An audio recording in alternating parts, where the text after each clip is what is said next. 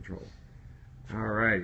Hey, good morning, my Perry family. This is JP Freeman here. We're back on day 2 for more master video series at Classic Rock Coffee in Springfield, Missouri.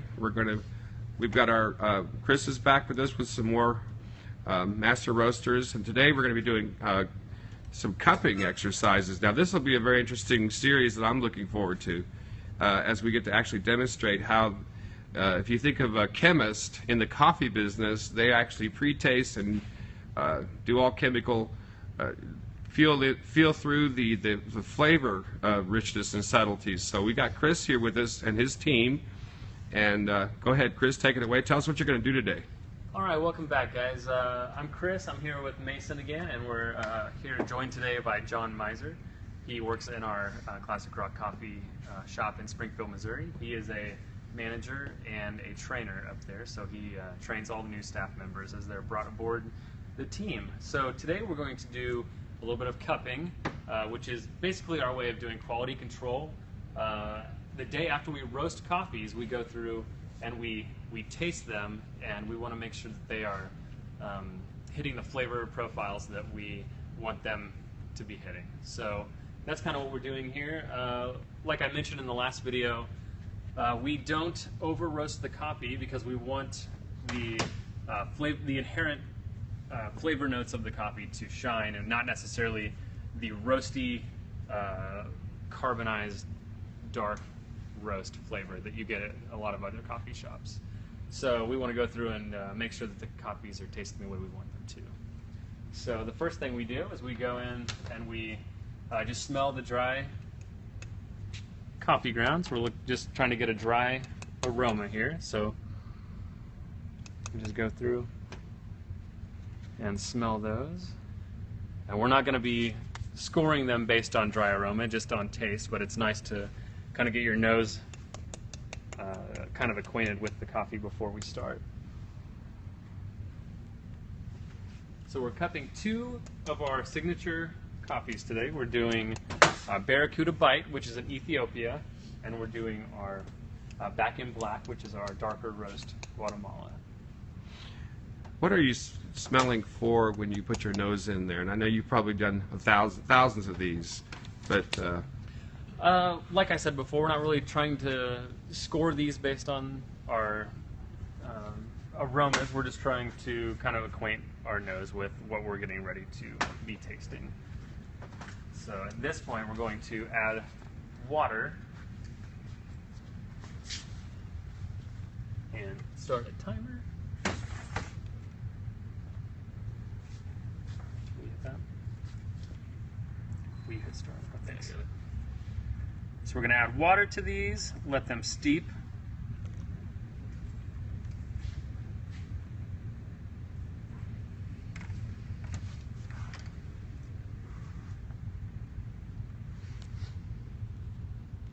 And we just want to make sure we get all these grounds saturated and there's no clumps of dry grounds in here, because we want an accurate representation of what these coffees should taste like. So that's why I'm going nice and slow here, trying to wet all those.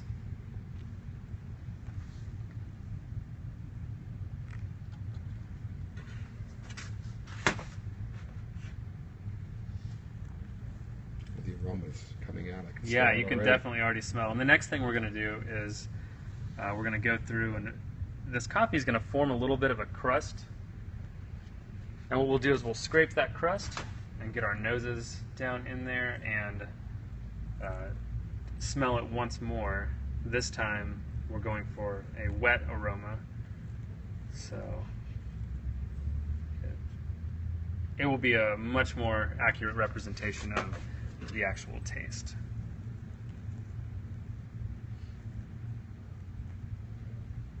Are you working on a new blend that you might be introducing as a brand for the consumers, to the public?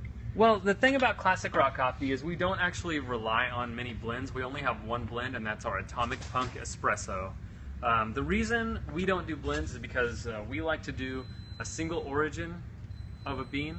So like I mentioned earlier, you know, like our living after midnight is Sumatra. So that's just one kind of bean from one place in the world. And the reason we do that is so we're not muddling the flavors. A lot of places use blends so they can keep their costs down. So they'll use a lower quality bean mixed with a decent bean. But what that's going to do is it's going to allow filler to bring the cost of that coffee down. We don't do anything like that here. I mean, even our blends are high quality coffees. We don't use any filler beans because we want them to really shine and have the characteristics of that country, growing region, and bean. So we don't usually add new blends or anything like that. We have our 4 signature coffees that we have all the time. We've got our Brazil, our Ethiopia, our Sumatra, and our Guatemala.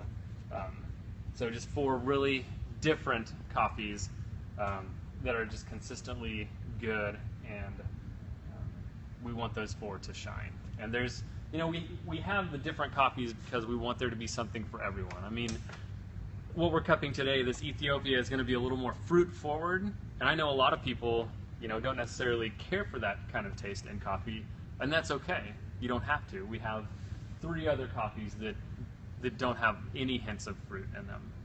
So there's a little something for everyone.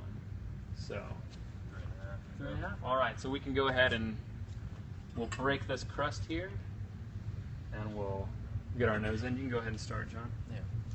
So give it 3 pushes with the spoon, and then You want to get down really close because it's kind of trapped all the aromas inside, so you can break this crust and you want to get that first sort of initial smell off of it. That's going to be the best way to actually get the kind of aromas out of the coffee.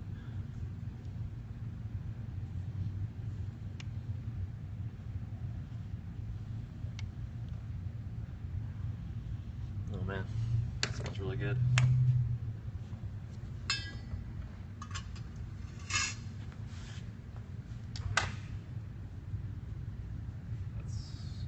Crazy, actually, the difference between dry and the wet on that one.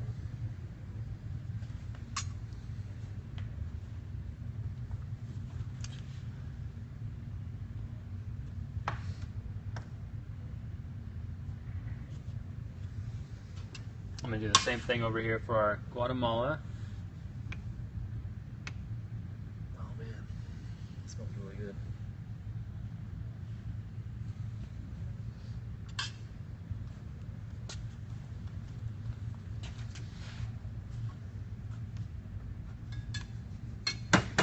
So this is all part of the quality control areas. Yeah, so we'll do this on all of our coffees after we roast. You can't do it the same day of the roast because there's still so much gas in those beans. It won't be a very good representation of the way that coffee actually tastes. So it takes about a day to outgas, and then you can go in and get a good cupping of what that coffee actually tastes like. So I'm going to scrape that crust off the top so we can start tasting the coffees, because we don't want to be drinking all those coffee grounds.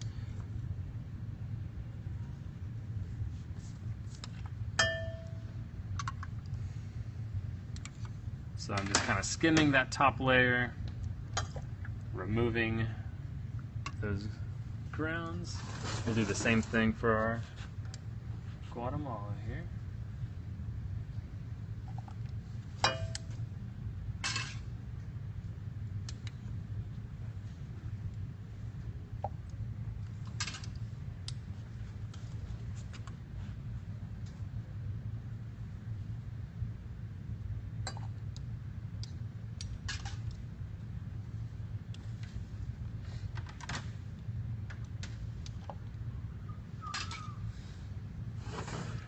Last one here, and then we'll start sipping these coffees. So you'll hear us make these slurping sounds as we're going.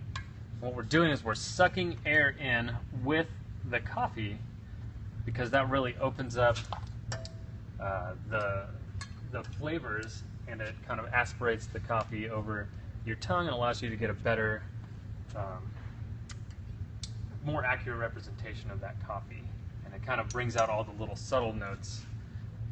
So, here's the spoon. Alright. So we just get a little coffee on the spoon, hold it up, and just soak that in. And it sounds pretty crazy and weird, but it works though.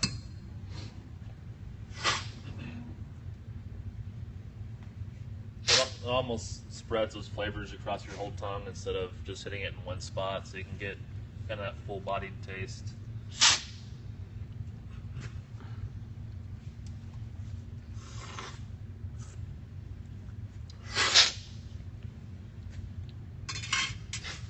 All right, so it probably wouldn't do much good to just cup coffee and just think about it in our heads, so we want to make sure we're logging all of our info. So we would go through, judge by sweetness, acidity, flavor, aftertaste, and then complexity and balance. So we add all those scores up, and that's how we will judge those coffees. I feel like I want to grab a spoon too. Yeah, I know. You can as soon as we get done here. Awesome. All right. Okay, cool.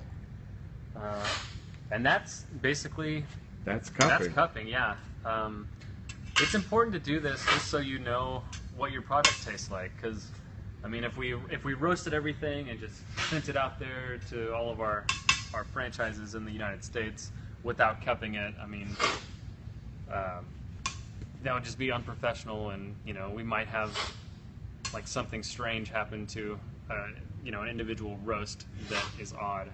So we want to make sure we quality control and quality check everything before we ship it out to our stores. So you always cup after you roast, and you roast an entire bag. I'm looking at one of the 150-pound bags over here, right? So you roast the entire bag, and then cup from that bag once. Yeah. Yep. Exactly. And the reason the three of you are here is because you're getting different interpretations. Exactly, You're like a small focus group, maybe. Well, yeah, and you know, my palate, you know, it's still being trained every day. You know, I'm getting it a little more developed and more developed. So if I were just the only one back here doing this and cupping, I mean, I might be giving these all, you know, 95 out of 100, which is a very high score. But that's just based on me. So if other people are back here and they're giving it an 80 out of 100, you know, then it will, you know, get me thinking, okay, maybe my palate isn't quite right, and I need to, you know, kind of readjust and rethink about how I'm grading these if nobody else is getting those high numbers. So yeah, definitely always cup with at least two or more people, and this is something that our viewers, that you guys can do at home too. Just a little bowl, you know, grind your coffee to a medium grind setting, put a little bit in the bottom of a cup like this. You can just use like a 6-ounce cup, 8-ounce cup, and you can do this at home. Just have that coffee in there, just like we did. Scrape the top, remove the crust after about 4 minutes of letting it steep, and then you can practice this at home. And we are getting ready to start doing public cuppings at Classic Rock Coffee, so we'll be using our roasting room out here with our community table. So we'll be doing those on Saturday mornings, and we'll get you more info on that as time goes by. But we definitely want to educate our customers. We want to share with them what we're doing, and we want them to share with us what they're tasting. So it'll be just a good chance to just form a good sense of community here at Classic Rock Coffee Company. That'd be fantastic. I'd love to join in on that. Yeah. Yeah. One last quick topic. One last quick thing is when you're behind the counter and a customer walks up and they order a Living After Midnight or a Breakfast in America, one of your popular brands, and you would typically then say to them when they're asking about whether they should go with one or the other, you know, so tell us a little bit about how would you describe quickly what would they would then resonate with, perhaps, or if they've come from another lesser quality shop and they're coming here for the first time, Sure. they're gonna be in for a surprise about the flavors that they're about to taste here. Right. So the first thing I would do is, before I ever start talking about our coffees, I ask them, what do you like? What kind of coffee do you like? Do you like a dark roast or a light roast? I mean, and then I just work from there. Because I mean, at the end of the day, I love Barracuda Bite. I love this fruit-forward flavored coffee. But I know if somebody who is used to drinking, you know, a dark roast coffee comes in and tries that, they're not going to enjoy it because they won't be familiar with those kind of flavors. So I definitely want to get people drinking the coffee they want to drink. So you have to ask questions to the customer before you ever start, you know, giving recommendations, because you want to get that customer into the right drink that they want. So, but just to kind of answer your question there, the different flavor notes, like our Breakfast in America Brazil is going to have kind of a smooth, mellow, nutty flavor.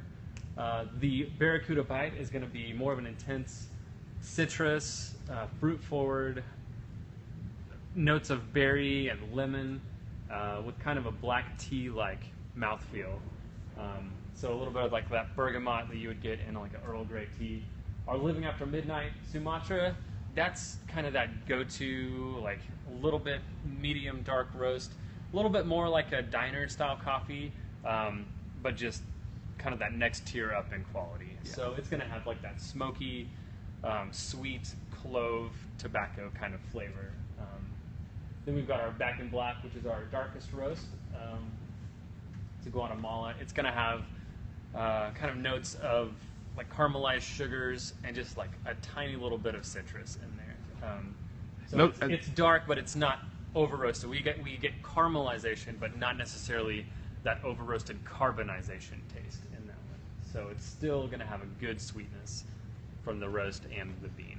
So those are our 4 signature coffees. That's great. The way you're describing that, I think people can relate to that. The bergamot and the tea, and then the other descriptors. And then what's interesting is after you describe it and they taste it and they go, "You're right. I've never tasted that before."